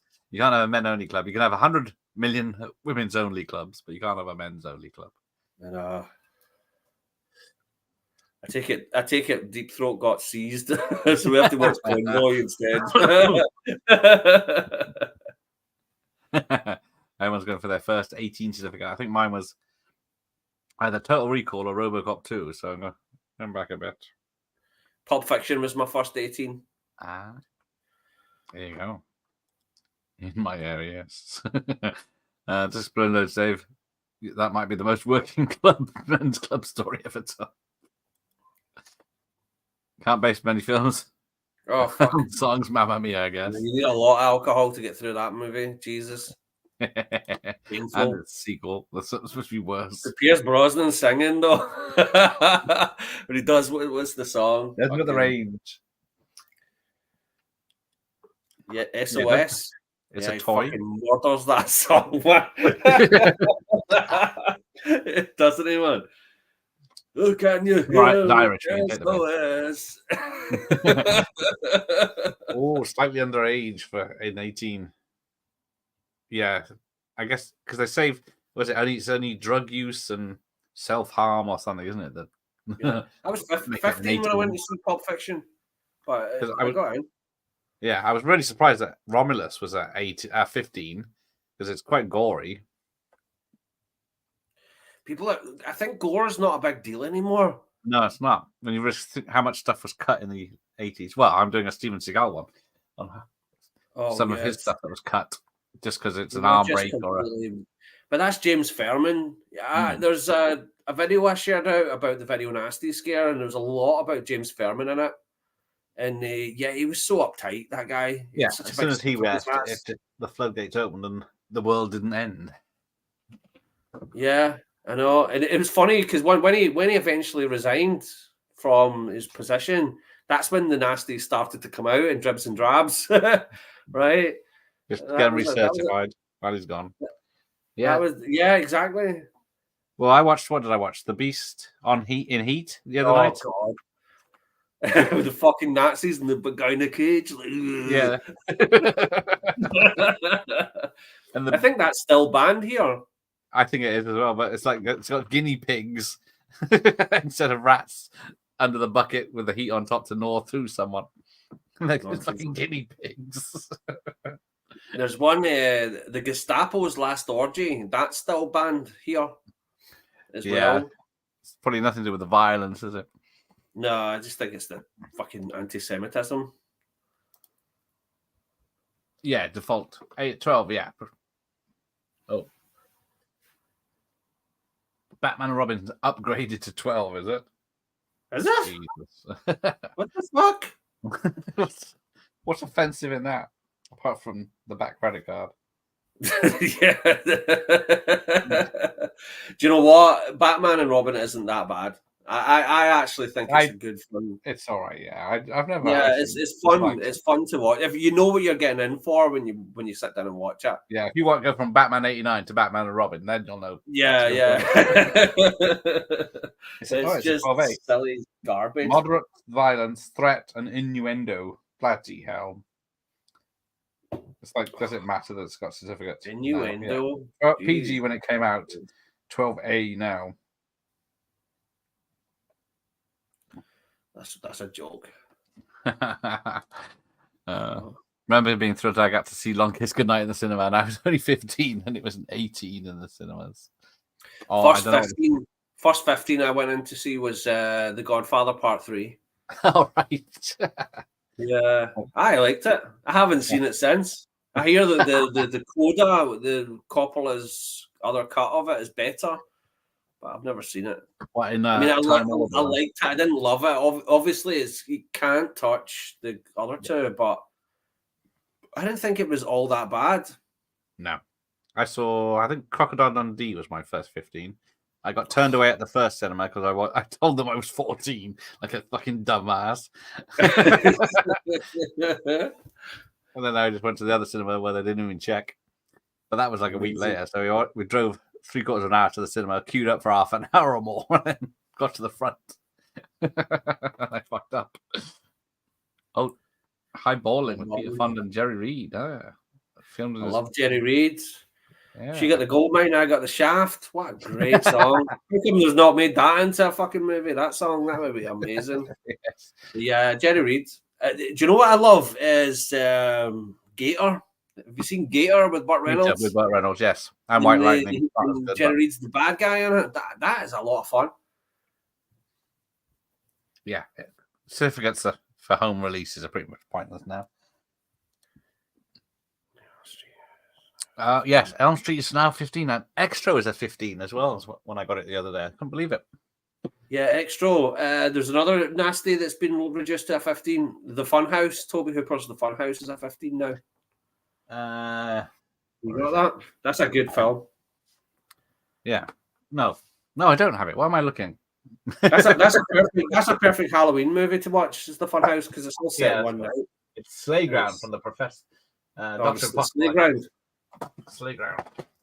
I don't think I have Funhouse. But the Funhouse was banned by mistake. I mean, they were all banned by mistake because people were flipping nutcases, right? But there was another film called Last House on Dead End Street that it got mistaken for, which was in some parts of the world it was called The Funhouse as Right. well. So Toby Hooper's The Funhouse, which was a major movie that was released by Universal, that got banned in this country because it had the same title as another movie. It's like how that just shows you how important it was to them. Right? Well, yeah. So Driller Killer was added to this just because of the poster on this, where they used the one scene of a drill in someone's head on the cover. They were asking for trouble with that, weren't they? Yeah. Got Same with that Faces of Death one. That was asking for trouble because it was really the poster designs that actually got people's back up. The one that really is offensive is SS Experiment Camp. The video cover for that is just it's just like what?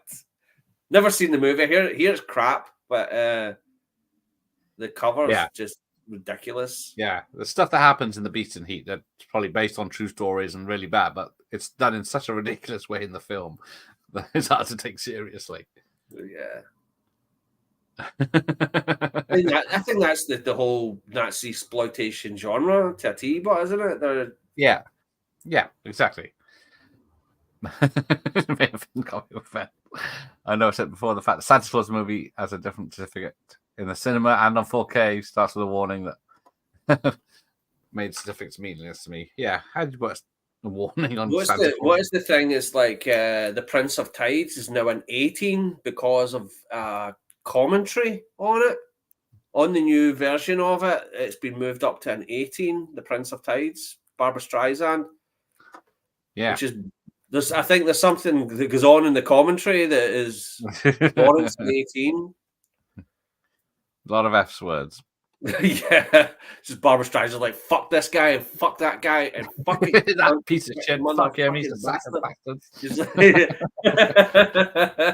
Contain innuendo the entire Carry On movie series. Just a 12. I know it's just like hey. Except Carry On Columbus. Carry On. Nobody's going to watch that. Yeah, make it an 18 and people might want to watch it. Yeah.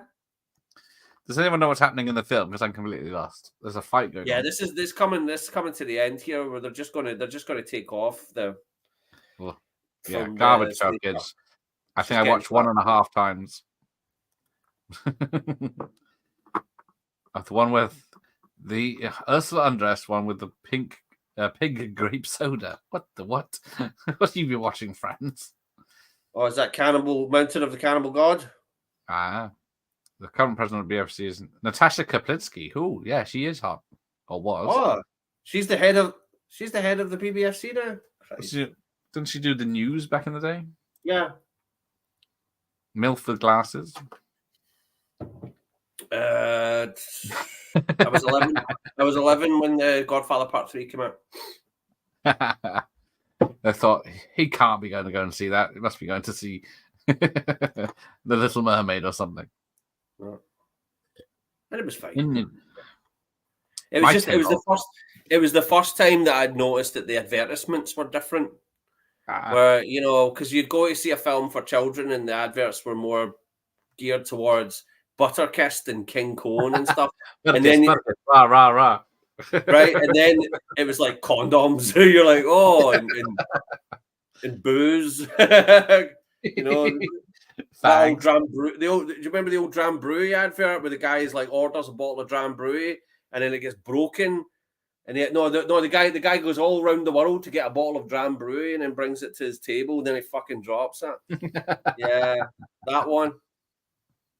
But yes, I was to say my 10-year-old won't even watch kids' films. He just about watches like Inside Out 2 or Despicable Me 4.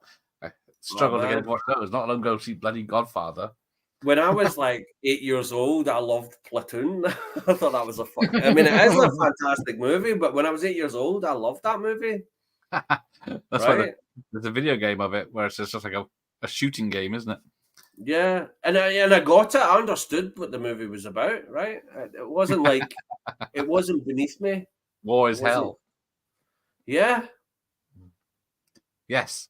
I'm trying to think of Crocodile Dundee. What is in it apart from a thong, but and some swearing. Well, there's the guy doing coke, and Oh yeah, that would be a and no-no Mick now. thinks it's Make it like an 18. it's like sort of cold medicine. Yes. It's for washing your ass. Well, the whole Which was sequel, dubbed on TV to backside. It's for washing your backside. Oh, Crocodile Dundee 2 is a PG. Crocodile Dundee Yeah, I 1. saw that in the theater. Still a 15. Crocodile Dundee 1. Yeah. Doesn't say why. No. I hate it when it doesn't tell you why on this web page, but it's always been a 15. No Yeah. reason given. I've got Gator on DVD, but I haven't watched it. Oh, watch Gator. Yeah, that's a good film. Yeah. It's a sequel though to what's the Which one? is the sequel? White Lightning. Is White Lightning the sequel? White Lightning's the original and Gator's the sequel. But I There you actually go. prefer Gator. Weirdly, I think Isn't it Gator moves directed faster.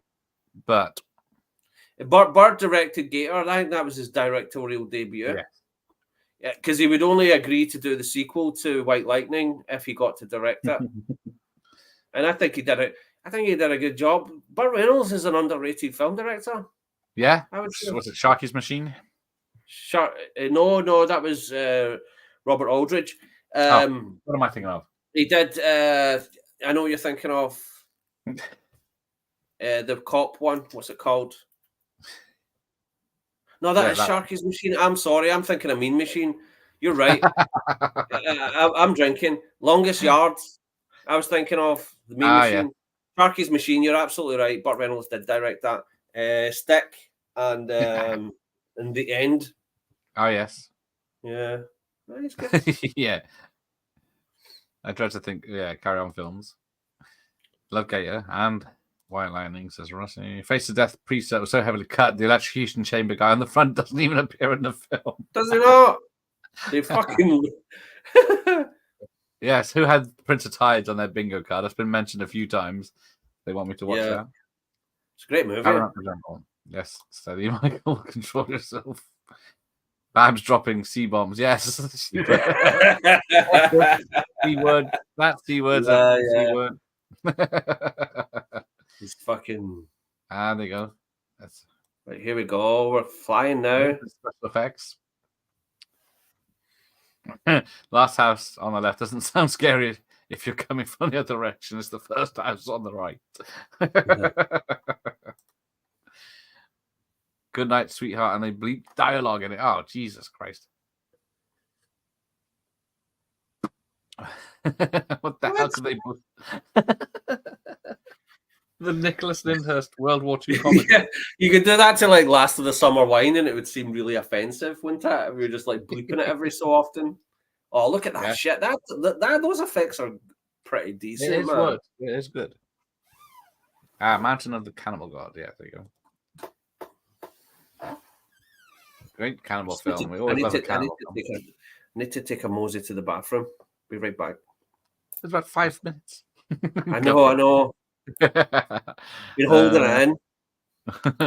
All that Newcastle Brown. There's a very good John Singleton film called High Learning. They've now made an 18 due to a very non-graphic assault scene. What's that new one that's come out? Blink Twice or something? Nobody ever believes. But I went to see Krull at 9 by myself.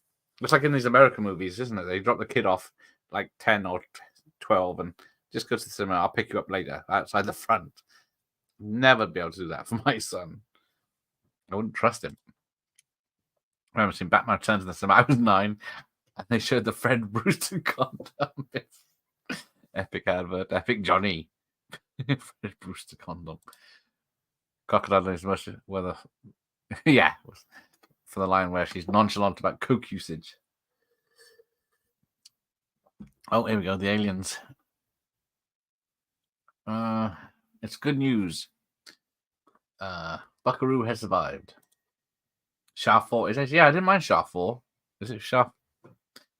Which one's his? Yeah, Shaft 4 is the one with Samuel Jackson, isn't it? Oh, I didn't pause it. Was weird seeing a cannibal film with a recognizable people like Stacy Keaton undressed. I'd imagine so. Hey, Dr. Dan. I'm sorry, Mr. Dan in horror hasn't graduated yet. It's a doctor, but hello, Dan. Goodbye. Take care. Nice to see you, Rust. I only have. Oh, he's back. I only have Crocodile the uncut on TV once. It was cut to ruins, particularly the scene with the coat. Yeah. Kids wouldn't even know what's going on unless they were doing it. Right, Rossi, Mr. Dan's here. One of the greatest casts of all time. It is. Yeah. It really is, isn't it? Still, at that time, 1984, it wouldn't have been a $17 million budget, though. None of these actors were big marquee actors at the time. No, none of them were named. John Lithgow was an Oscar-nominated actor at the time for Garp. What do you call it? Robin Williams. Oh, World According to Garp. World According to Garp. He was an Oscar-nominated actor for that. So he was probably the biggest name in this film at that point. Yeah, and as a serious actor, he wouldn't get paid much. Yeah. And but yeah, I really, the guy embezzled the money, right? He was lying. He was lying to the backers on what this movie cost. It must have been. It's got some special effects, but still. Yeah, not for a large portion of the film, but not like Star Wars. And that was the thing John Lithgow always said is it was like, I thought this movie was going to be like Star Wars. I thought this movie was going to fucking explode. Right? And in its own way, it did. Here we are, 40 years later, and it's still very entertaining. There's still lots to talk about when it comes to Buckaroo Banzai. I love this ending as well. Which was it? Yeah, the number 2 or not? Yeah. Was it a number 1 or the number 2? yeah. Was it like, we destroyed the alien space cloud or bomb Russia. Here we go. Helen Barkins got the pox. ITV3 cut the guy giving the V sign through a bus window in a carry-on film. Bloody hell. Yeah, it's got. I was going to say it's the sex scene with the Olivia Delbo was in it. I thought that at least that would make it an 18 still, not the violence. The woman giving birth to a full-grown dude. That's probably the most upsetting thing in Extra. Yes, even though it's fake as fuck, right? I mean, on an old beat-up VHS or Betamax, it probably looked quite convincing. But now it just looks like rubber. Yeah. What kids are watching ITV3 or 4, indeed? This guy hasn't stopped Paul Harry yet. Yeah, no. Yeah, Dan had, Vincent Schiavelli, that's him from Ghost, and Matt Clark, even the great supporting actors. And she's all right. It's one of those movies that's good if you're playing 6 Degrees of Kevin Bacon.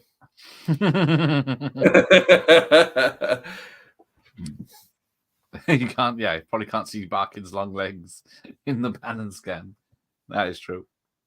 Well, and here we get the promise that never was fulfilled. The 40-year promise. Here we go. Go on. What's coming next? Oh, Buckaroo Banzai. Oh, it's on there. Oh, it is on the adventure. They kept it on. Oh, the World Crime League. Lying bastard. Still waiting. Still waiting, yes. And then we get the excellent. Yeah. They hadn't finished the score for the film when they filmed it. End credits. They had to dance, walk to the beat of Uptown Girl. Yes, because it wasn't ready yet. Michael Boddicker hadn't actually finished the script, the score, sorry.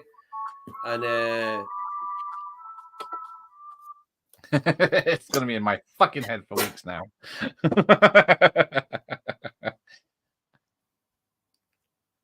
Carry On Girls got this shot of the TV. Yeah, I've thought that when I watched Carry On Girls, you do see her when she's rolling on the I noticed floor.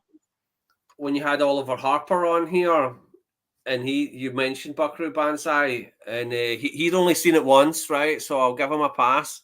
But he said the only part he liked was the end credits where they're all strutting through the It's a weird bit. People just join them for no reason. yeah, Is there a reason to this?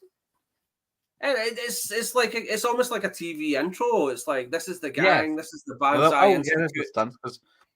Was it Rick Avery, a stuntman I did interviewed the other day? He is uncredited on this for just one helicopter shot or something. Or is it the skydiving? It might be the skydiving.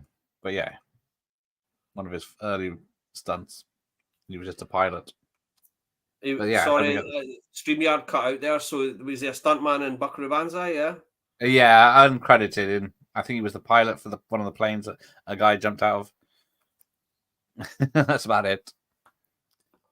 I watched the one about the dude who I didn't leave a comment. Sorry, but the dude, I watched the whole thing, but it was fascinating. The dude that almost played Spider-Man. Yes, he was good. Yeah, Scott. That was a really good one. I want to read his book actually. Yeah, it should be good when it comes out. A lot of dirt. Yeah. Where am I? Done Bab's Muff. I always find the most sexy scenes. Buckaroo Banzai. It kind of feels about time that they should make an actual canon movie about canon, like they did with with Factory Records. Yes. With Steve Coogan, because they're kind of like Factory Records, aren't they? They're just like throw everything at the wall. Yeah, Alan Howarth did some of the synthesizer stuff on this. Right, that's John Carpenter's buddy. Yeah, that's the only name I think I noticed in the credits. Oh yeah, John Lithgow's dialogue coach, Roberto Terminelli. Yeah. Laugh while you can, monkey boy. But yeah, people think he's taking the piss of the Italians and that. I feel like I broke up. I want to go home. Hang on, what is Clancy Brown doing back in this? Yeah. Did he really die? Oh yeah, Saturday Night Fever star shots of feet walking. Yeah. There you go, Saturday Night Fever, the red shirt, yeah. Masterpiece. I love Saturday Night Night yes, Fever. the white. Yeah, it did go widescreen on the VHS for this bit at the end. Oh right, yeah, it does go widescreen just for. Special thanks to Goldrich Tires and Rubber, Monroe Shock Absorbers, and the Ford Motor Company for the. Oh, Terrence, look at this! What's going on? Oh, this we stop the video all the time. I've masturbated over this bit too much. Oh, that was one of the most embarrassing times ever. Was when I think I've told you a story, but I'll tell it again. When I got the Doors as an X rental, and I went round to one of my buddies, and we watched the Doors. And as soon as it got to some sex in the film, it went, and everybody in the room just turned to me like, "You were jacking off to that, weren't you?" And I just bought it. It's just it was an X rental, so it's been round the block a few times. That's just the thing. Yeah, that's the trouble, isn't it? They will stop it. Yeah. Film about canon films. That would be amazing. Wouldn't it? There's so much information's coming out about them now. So many people are publishing books. Yeah. It's about time they have their own movie about two sides, isn't there? So people that thought they were great and worked for them for years, and then the other people worked for them once. Yeah, I think on that documentary, Electric Boogaloo, when they're talking about that crazy monkey film that Canon made. Going Bananas, was it? Going Bananas, yeah. And one of the producers is describing how Manam Galan is like getting right into it, that just made me laugh. Like, fuck, man. I still haven't seen it. It looks terrible. It's fucking. I've only seen the Cinema Snob version just to get the gist of it. Dom DeLuise, yeah. Is it not a fake monkey they have in it? Is it not like a? Isn't it? Yeah, a guy in a suit and then a guy in a suit. Yeah, because they were originally going. Yeah. The kid from Over the Top. That's it, Over the Top. I was trying to think, is it Over the Top or run away or something. Yeah, who Yeah. will play Mannheim Golem? Who was the Joker? I was looking on Tubi and there was a film. It looked like a TV movie from the 90s. And it had John Lithgow playing is it Roosevelt? Right. FDR was the president in the Second World War, wasn't he? Is that Roosevelt? Yes. Yeah. And Bob Hoskins was playing Churchill, and Michael Caine was playing Stalin. I was like, what the fuck? Michael Caine played Stalin? That I need to see. Did you know? when I was attacking Germany from that side, right? Like what the fuck? Be like I have Stella to see Street. that. Oh yes, there you go. Look, it's an excellent excuse. Basic Instinct. Oh yeah. You were fucked on cocaine, Nick. It's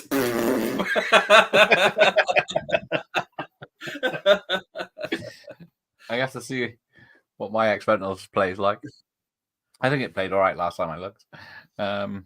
Oh, Shakma. I've seen it. Shak. That was bad. Is that a killer monkey it's the one? same baboon from The Fly.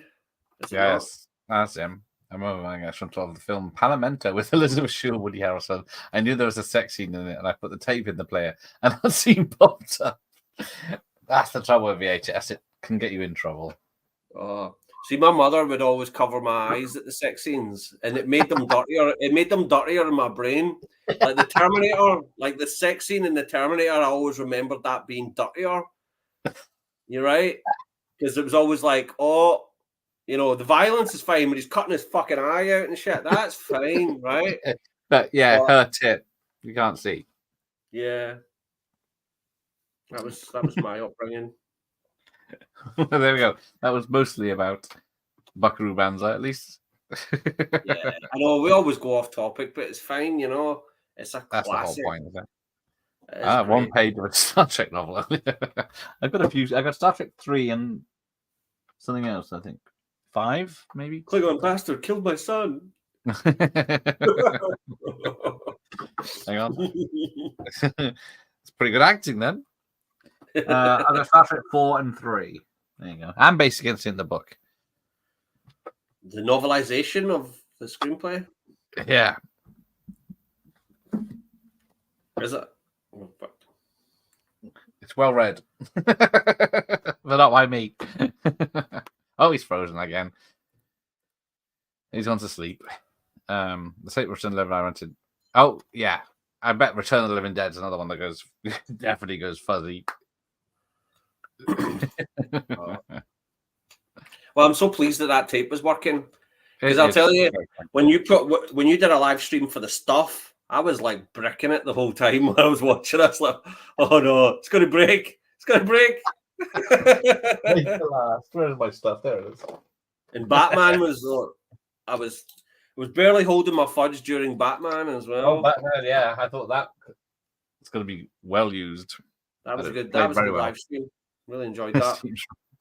Slightly dodgy.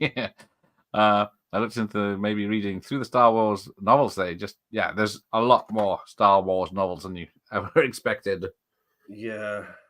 A lot of spin-offs. Was there not a comic that was written in the 70s where they had like a bunny character? Star Wars. When's he coming back? You know, let's get Bucky O'Hare in there. There's a character right way. So indeed, let's wrap this up. We're coming up to the 2 hours mark. It's 11 o'clock on a Thursday night. Yeah. So thanks. Happy anniversary, Buckaroo Banzai. Yes.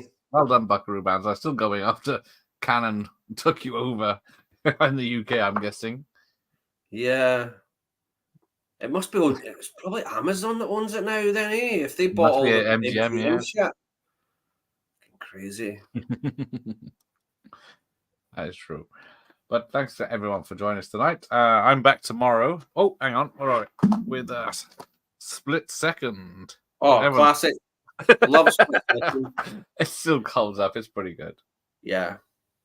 It's definitely a coffee and cigarettes movie. Yes. Yeah, if you find a cup of coffee with a cigarette in and you're washing up bowl in the morning, have a Yeah. sip. It'll I keep do you love going. Split Second. London is flooded. Yes. The hated English are flooded. And the dude from Taggart as his partner. Can't remember the actor's I name. was trying to think where he's from. It's Taggart, of course. Yeah, he was in the first series of Taggart when they made the first few Taggart episodes. He was Taggart's buddy. It was almost like he was just playing the same character in Split Second.